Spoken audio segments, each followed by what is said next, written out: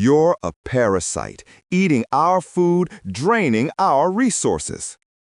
My daughter Jessica stood in the kitchen doorway, her husband Brad beside her with a padlock in his hand, the padlock they were about to install on the refrigerator door of my own home. Behind them, I could see the pile of groceries I just bought yesterday, already labeled with Post-it notes, "Not for Dad." I stayed perfectly calm, because what they didn't know was that my phone had been recording every word for the past 2 weeks. And the Adult Protective Services investigator was already reviewing the evidence. They had 15 minutes before everything collapsed. You're probably wondering how a 69-year-old former high school teacher ended up being called a parasite in his own fully paid-off home by his own daughter. And why I'm standing here completely calm, watching my child prepare to lock me out of my own refrigerator. Let me take you back 3 weeks. Because what Jessica and Brad forgot is that I didn't spend 40 years teaching critical thinking without learning how to document evidence that no jury could ignore. My name is Martin Webb. I'm 69 years old, a retired high school history teacher who spent 42 years helping teenagers understand the difference between fact and assumption, evidence and manipulation when they saw it. But nothing in 4 decades of teaching prepared me for the moment I discovered my own daughter was planning to steal my home through a guardianship scam. 3 weeks ago, on a Sunday afternoon around 2:30 p.m., I found documents hidden in the recycling bin outside. Real estate listings showing comparable sales in my neighborhood. Homes selling for $640,000 to $710,000. Handwritten notes in Brad's blocky writing, assisted living, budget facilities under $1,800 a month, and net gain after minimal renovation, $620,000. Minimum. At the bottom, circled in red pen, timeline, 90 days max. My hand shook as I held those papers under the porch light. This wasn't idle daydreaming. They'd researched market values, calculated profit margins down to the dollar, and set a deadline for removing me from my own home. Like I was a problem to be solved on a timeline. A business transaction. But what I discovered 4 days later made those real estate printouts seem almost innocent. I started paying closer attention. On Thursday night, voices carried through the heating vents from the guest room, the room that had been my wife Ellen's sewing space for 34 years before she passed. Brad's voice was clinical, detached. Once we document a pattern of unsafe behavior, my brother can fast-track the competency evaluation. He's done guardianship cases before, knows exactly what judges look for. Jessica's response was quieter, uncertain. But Dad's completely fine. He manages everything himself. Brad's laugh was cold. Doesn't matter what's true. Matters what we can make look true on paper. Forgotten medications, missed appointments, confusion about dates, all classic signs. We just need 3 documented incidents and a doctor's statement. 60 days, tops. That's when I realized this wasn't just greed. It was a systematic plan to fabricate mental incompetence, declare me unfit, and seize everything I'd worked for. They'd been researching this for months, maybe longer. But the evidence I found 6 days later revealed they'd already started executing their plan. 6 days after that conversation, I discovered something that made my blood run cold. Jessica's laptop sat open on the dining table. She left it there while running errands. On the screen, a shared Google document titled Dad, Incident Log. Entry after entry of fabricated events I had supposedly experienced. March 12, left stove on for 3 hours unaware. I'd used the stove for 20 minutes that morning, turned it off immediately. and left the house for groceries. March 18, could not remember doctor's appointment. I'd never had an appointment that day. March 23, asked same question 5 times within an hour. I'd been alone in my workshop all afternoon. 23 fabricated incidents across 5 weeks. Dates, times, detailed descriptions of cognitive decline that had never happened. A narrative of incompetence being constructed in real time, ready to present to a judge. I sat at that table for a long time, staring at those lies written in my daughter's words.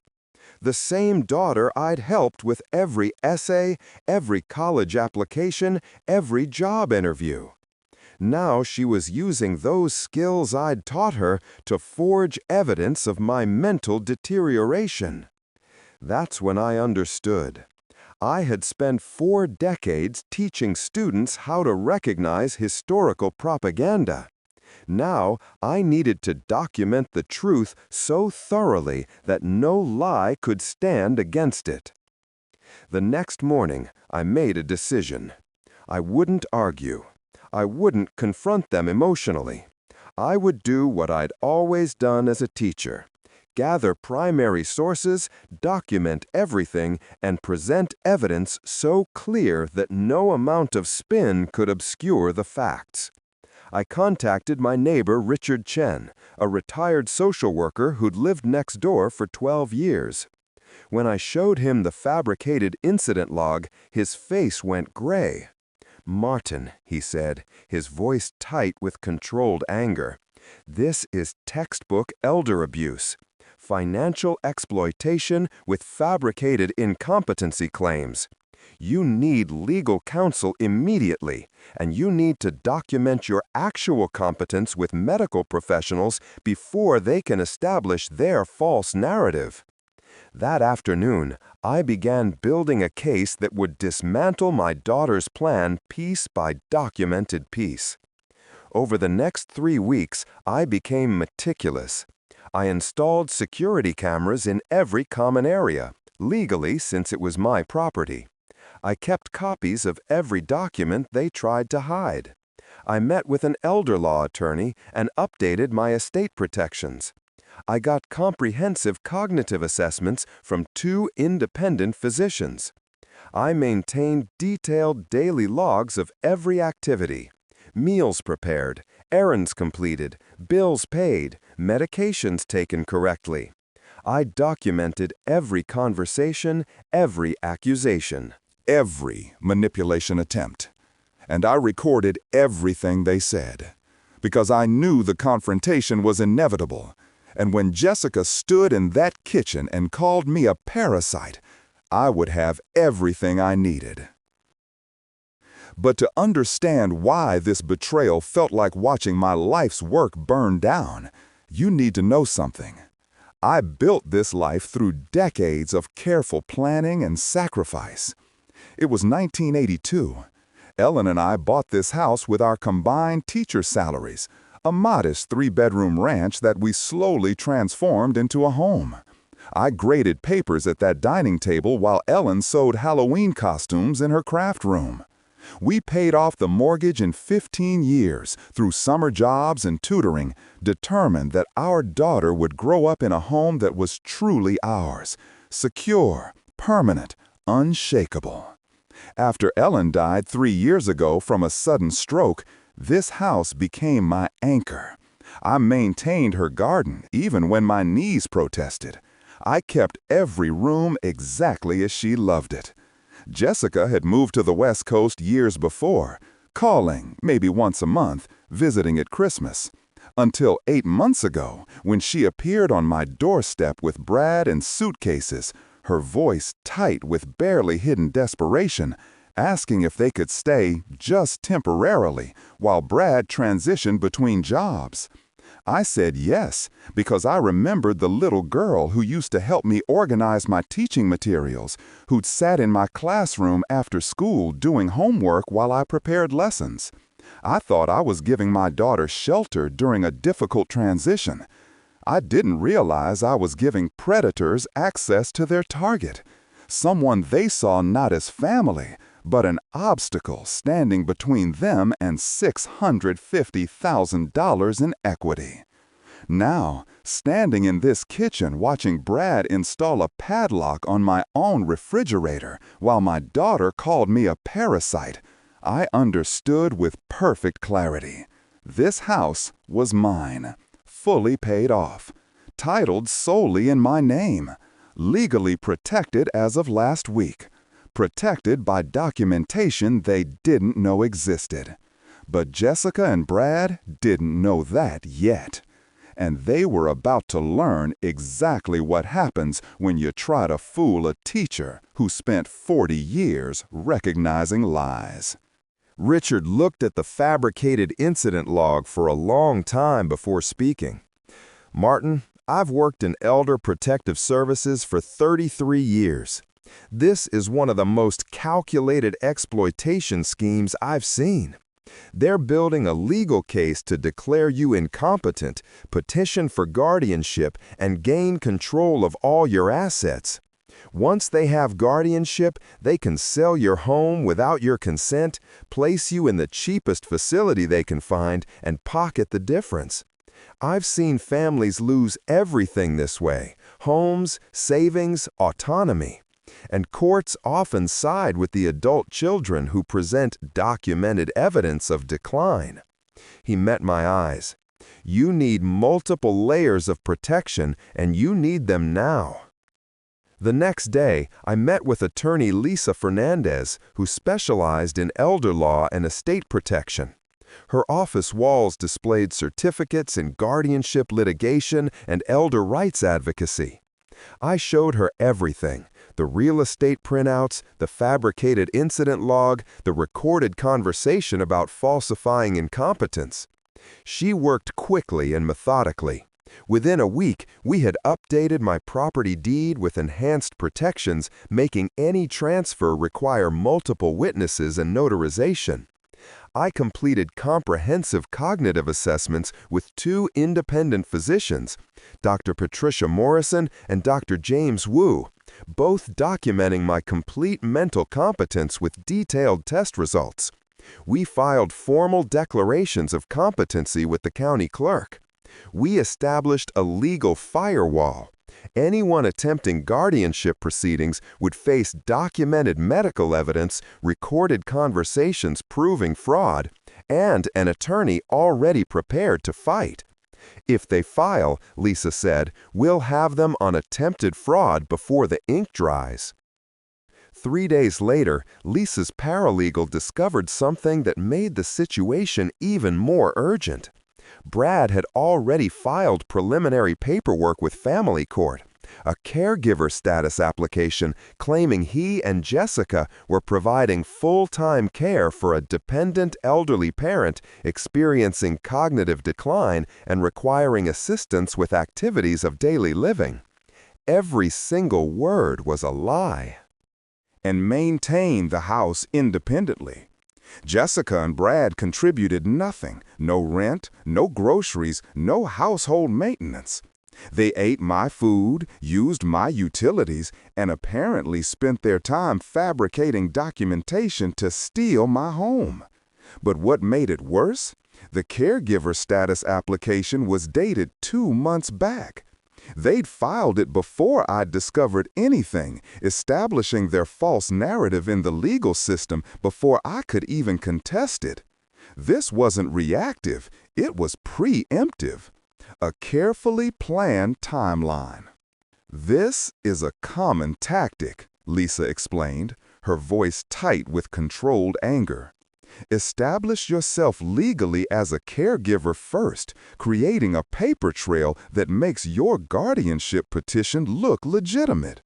By the time the elder realizes what's happening, there's already months of official documentation suggesting dependency. It's calculated, it's systematic, and it's fraud. I spent the next 2 weeks documenting my independence with the same precision I'd once used grading research papers.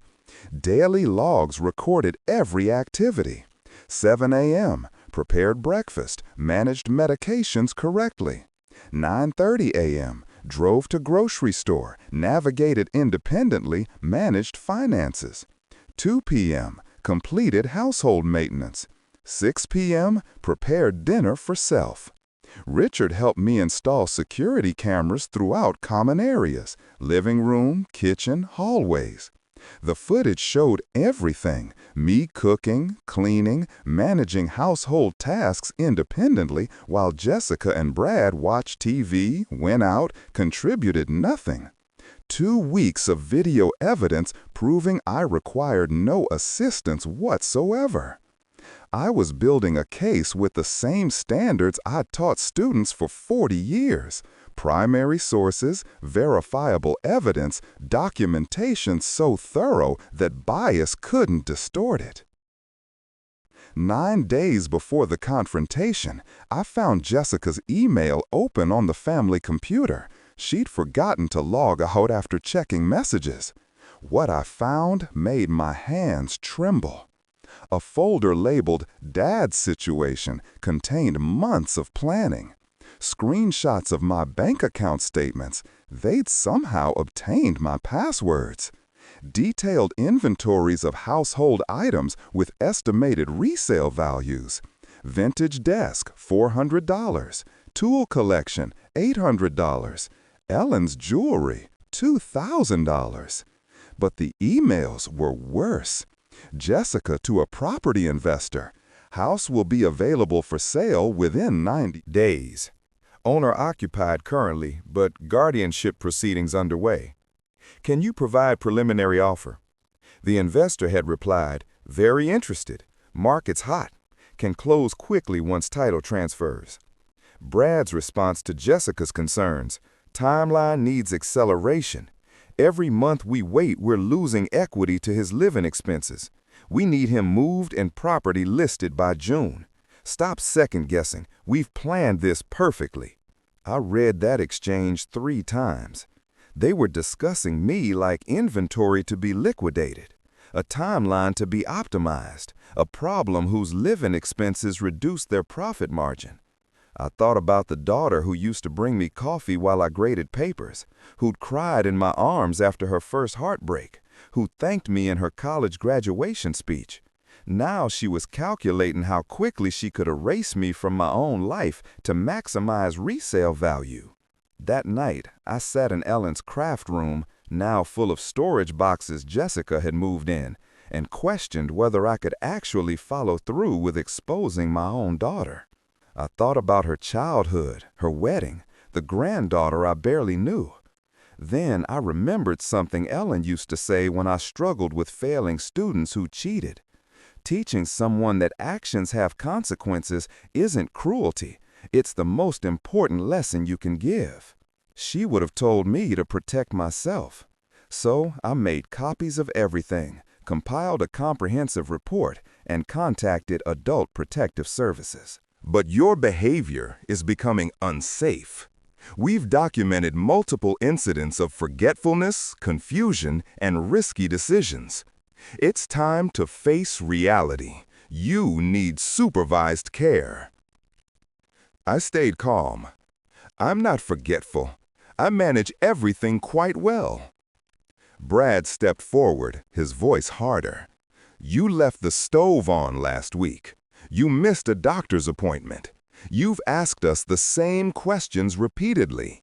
These are classic signs of cognitive decline. The stove incident never happened, I said quietly. I've never missed an appointment because I've had no appointments scheduled.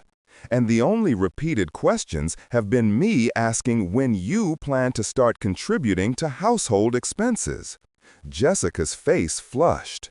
You're confused about basic facts, Dad. That's exactly what we're talking about. I reached into my folder and placed the guardianship consultation receipt on the table, dated 3 months ago, with Brad's signature. You mean confused like not realizing you'd already hired a guardianship attorney? The silence was absolute. I pulled out my prepared documentation, each page falling onto the table like exam papers being returned. 3 weeks of security camera footage showing me cooking, cleaning, managing everything independently. Your fabricated incident log with 23 events that never occurred. Real estate printouts with profit calculations. Email exchanges with property investors discussing selling my home before you even file guardianship petitions. Bank statement screenshots you obtained by stealing my passwords. And a caregiver status application falsely claiming I'm dependent on your assistance, while you've contributed absolutely nothing to this household for 8 months. Each document landed with quiet finality. Brad's face went white. You went through our... I found documents in my house about my property being sold without my knowledge. My voice stayed level, factual. Documents proving you're systematically fabricating incompetence to commit guardianship fraud and steal my home. Jessica's hands trembled. Dad, we're trying to help. Help? I met her eyes. You've researched how to fake mental illness, created false medical documentation, and calculated how quickly you can liquidate my life's work to maximize your profit. That's not help. That's elder abuse. Brad exploded. You ungrateful old man. We gave up our lives to move here and take care of you. You're a parasite, eating our food, using our resources, draining everything we have. He moved toward the refrigerator with the padlock. This ends now. You're gonna learn what it's like when someone locks you out. I held up my phone, the recording app visible on the screen. Everything you just said has been recorded. Every threat, every admission, every word. The color drained from Brad's face. And one more thing, I continued. I called Adult Protective Services 40 minutes ago, and my attorney, and Richard from next door, who's been documenting your behavior as a licensed social worker. They should be... The doorbell rang. I opened the door to find 2 police officers, Richard holding his documentation binder, and attorney Lisa Fernandez with her briefcase. Officers, I said clearly, I need to report attempted elder abuse, financial exploitation, and fraud. I handed them my compiled evidence, the deed protections, the competency evaluations, the security footage, the fabricated incident log, the recorded admissions, the fraudulent caregiver application. Lisa spoke with professional precision. This is systematic financial exploitation with attempted guardianship fraud. My client has comprehensive documentation. The lead officer reviewed the evidence, then looked at Jessica and Brad. You need to leave this property immediately. A restraining order is being processed. Feels like victory, I said quietly. Feels like I just failed the most important student I ever had. 7 weeks later, a letter arrived. Jessica's handwriting, less steady than I remembered. She wrote about Brad's gambling debts. $47,000 she hadn't known about until after they'd married. How the pressure escalated.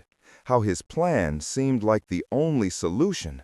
How she'd convinced herself it wasn't really stealing because, eventually, I'd need care anyway.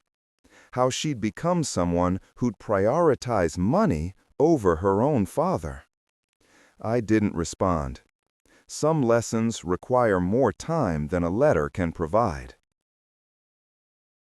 10 months later, I sit on my front porch in the morning sun, coffee warming my hands.